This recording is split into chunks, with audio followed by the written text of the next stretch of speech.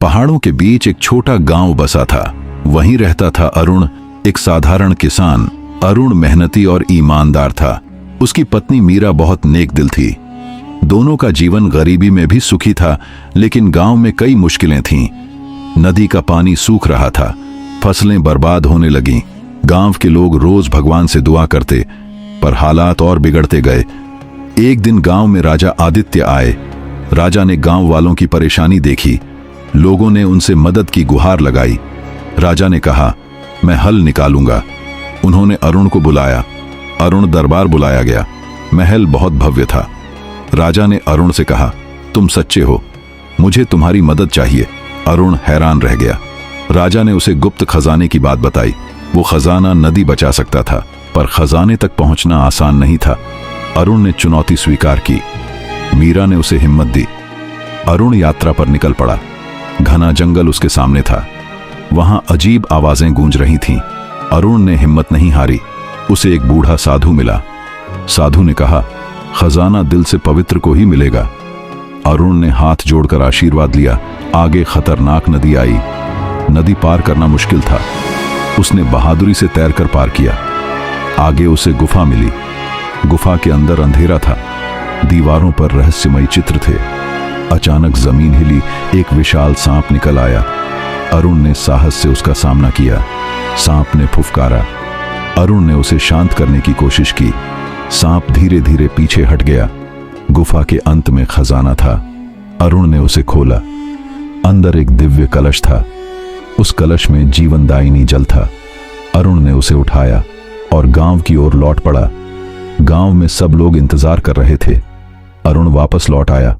उसने कलश नदी में उड़ेल दिया। अचानक नदी में जल भर गया। खेतों में हरियाली छा गई। गांव वाले खुशी से झूम उठे। राजा आदित्य ने अरुण को सम्मानित किया। अरुण और मीरा की आंखों में आंसू थे। गांव में खुशहाली लौट आई। अरुण गांव का हीरो बन गया। लोगों ने उसे आशीर्वाद दिया।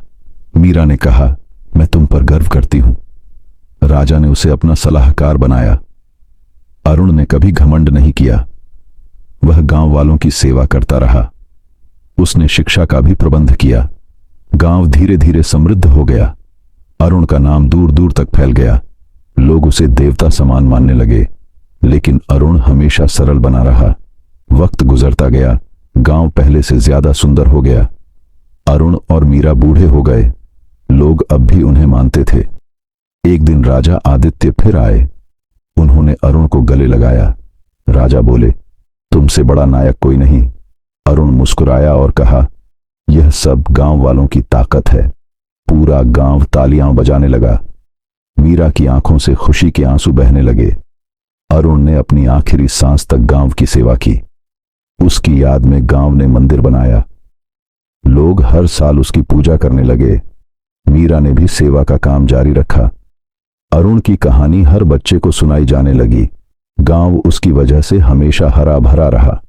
लोग कहते, यह अरुण का आशीर्वाद है। राजा आदित्य ने भी उसकी मूर्ति बनवाई। वह मूर्ति सबको प्रेरणा देने लगी। अरुण की कहानी अमर हो गई। आज भी लोग उसे याद करते हैं।